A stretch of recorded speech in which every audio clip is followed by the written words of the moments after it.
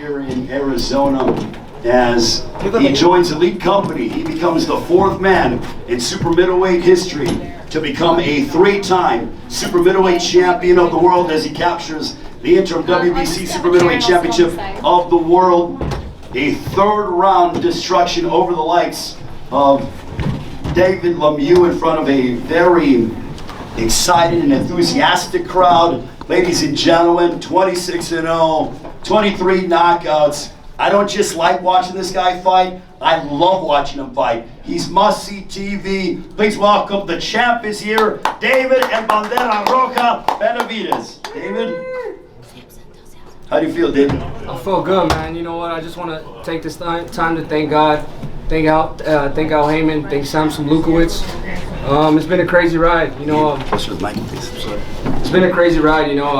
I've had a lot of ups and downs in my career, but you know, we've always maintained that hard work, and we always try to be as best as we can, and now it paid off again, 3-time world champion. Also want to acknowledge your father. It's a family affair when it comes to the Benavidez family. Jose Benavidez Sr. Jose, what did you think of tonight's performance? Well, you know, to be honest, man, every time we fight, this is the 2nd time we fight here, I just feel so nervous, man. You know, I think we got to put up a show, and thank God David did put up a show, a good show. Super proud of him. 3-time world champion, you know, hard work pays off. We gone through so much, nobody knows, only us, you know. Yeah, just get even sentimental, you know, because it's a lot of hard work, and I'm super proud of him, to be honest. And I want to thank Sansom also, you know, that made all this possible. He's the one that made all this happen, you know, from the 1st belt, the 2nd time, the 3rd time, and I'm so proud. We have a team. I want to thank my team also. It's not just me. It's Poncho Ramirez, Javi, Carlos, Ritos, all these guys, Nancy, I'm gonna stop because I have so much people. It's not just me. Super proud, super happy to fight in front of our people, and I want to thank every and each of them. Thank you so much for being here. Before I turn it over to the media, Samson Lukowicz told me, David, when you were 18 years of age, before you made your Showtime debut in November of 2015, he said, I got somebody special. I got my next world champion. 3-time super middleweight champion of the world. Lo and behold, you remain undefeated. Now we're going to turn it over. Kelly Swanson has, and we are going to dictate questions from the media here in attendance in Glendale. If you have questions, raise your hand, and we will pass along the microphone. Right here in the front. Go ahead.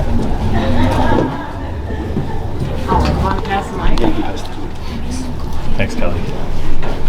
David, congrats on the 3rd round knockout. What message do you think this sent to Charlo, Plant, and Canelo, and do you realistically think any of them will get in the ring in this year? I mean, I don't know. I feel like if they don't, that puts a lot of pressure on them. You know, them guys trying to talk this big talk, like everybody's scared of them. But you know, I'm right here. I'm trying to get the fights for everybody. But if I don't get the fights, well, I'm gonna be trying to get the next best thing. You know, and if I can't get those, I mean, I'm interim title holder now. You know, so they're gonna be missing out on a big opportunity if they really believe in them skills. Put that all on the line. You know, I'm willing to do it. But what really makes me happy and what motivates me a lot is that I can bring 10,000 people into the stadium. You know, it's crazy. They all came to see me, and they all, you know, they love what they've seen. They all left excited, happy, and they'll definitely come back to another fight. So that's what means a lot to me. You know, I'm able to give the fans the fights that they want to see and the action that they want to see.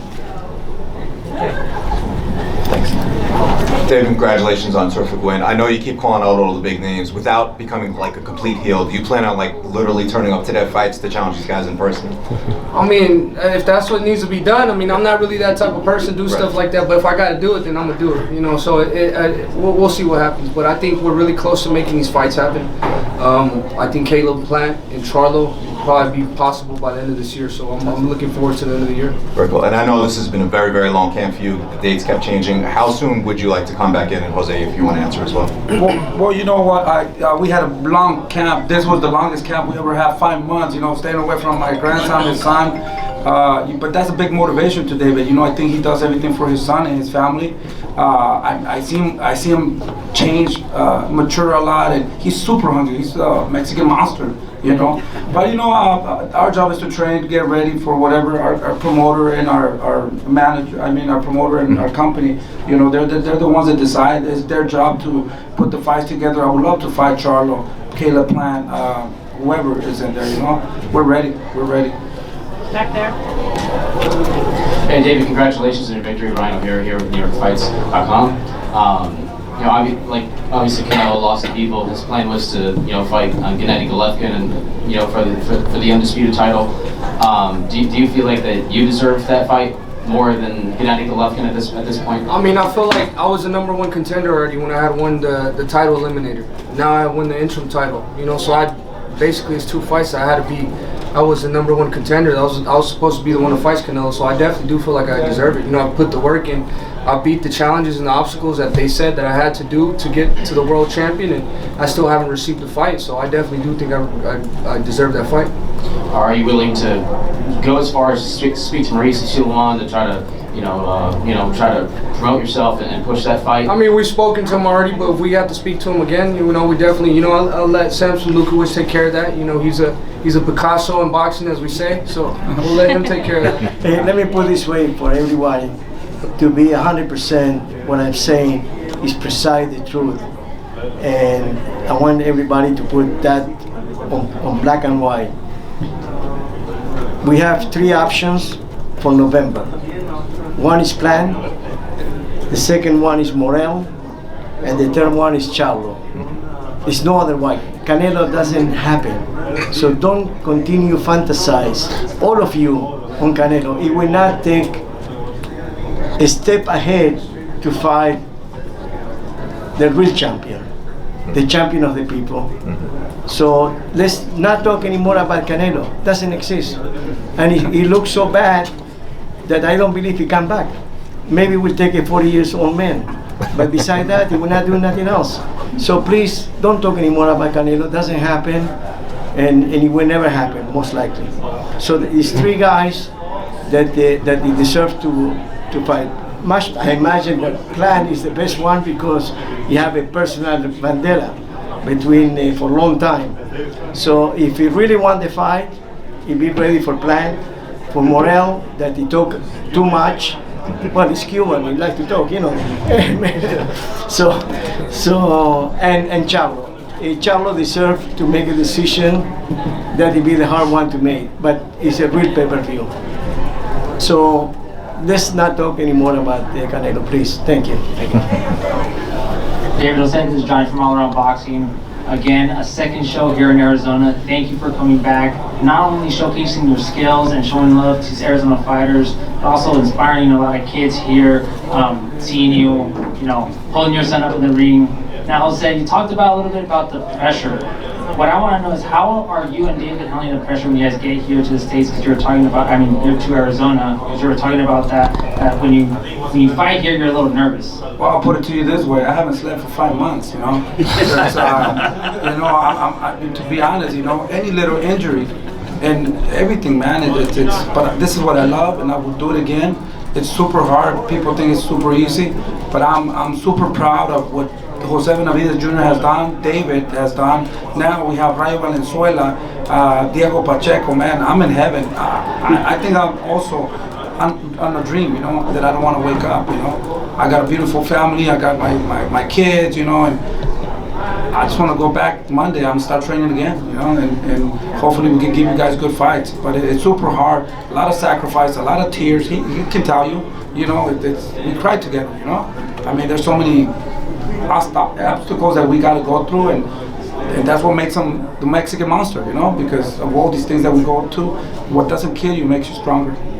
I don't think there's any pressure at all. I came here, I knew what my job was. I don't let anything distract me. I look at the bigger picture.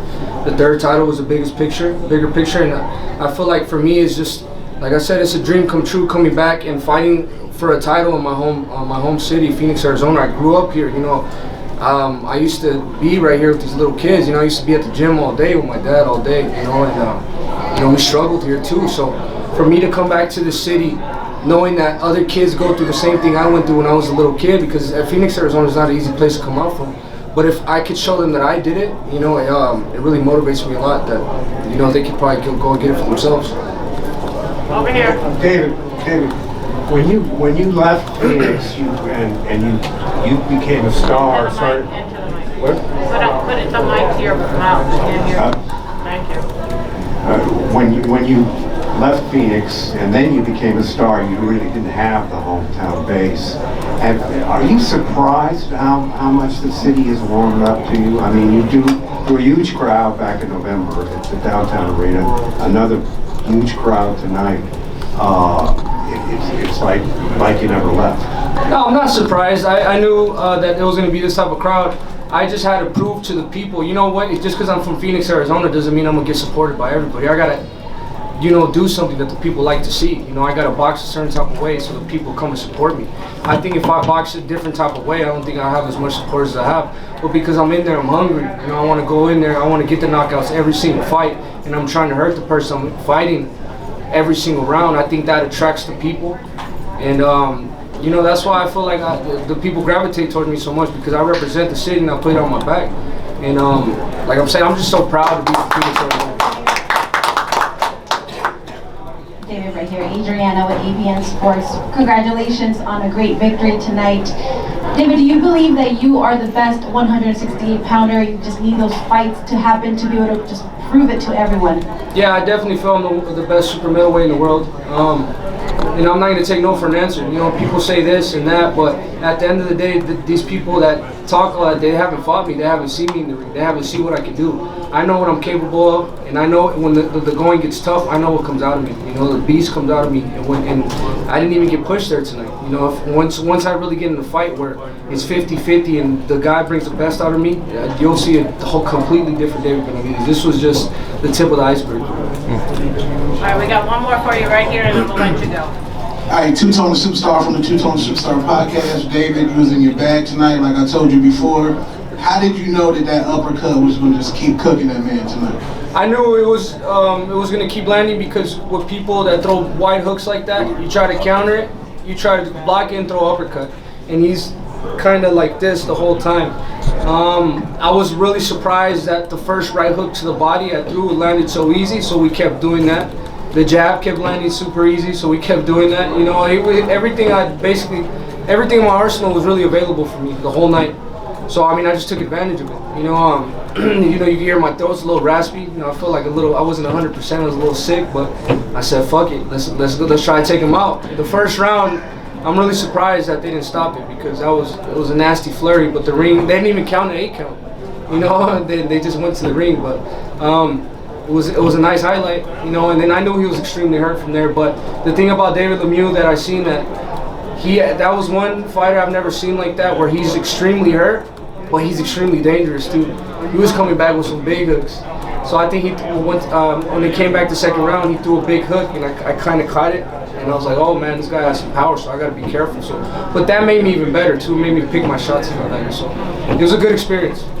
All right, well, I know the champ wants to go ahead and attend to being with his family. A 3-time super middleweight champion of the world. David, before we get ready to let you go, if you have any final thoughts as you want to talk to the public out there, congratulations as you remain undefeated here tonight with the victory over David Lemieux in the 3rd round. I just want to thank everybody from PBC, everybody from Showtime. I love you guys, man. This is definitely a really special day for me. And I just want to thank all the people from Phoenix, Arizona. I love every single one of you, and I can't wait to come back and keep fighting here. The Mexican monster, David Benavidez, a 3-time super middleweight champion of the world here in Glendale, Arizona. Have a great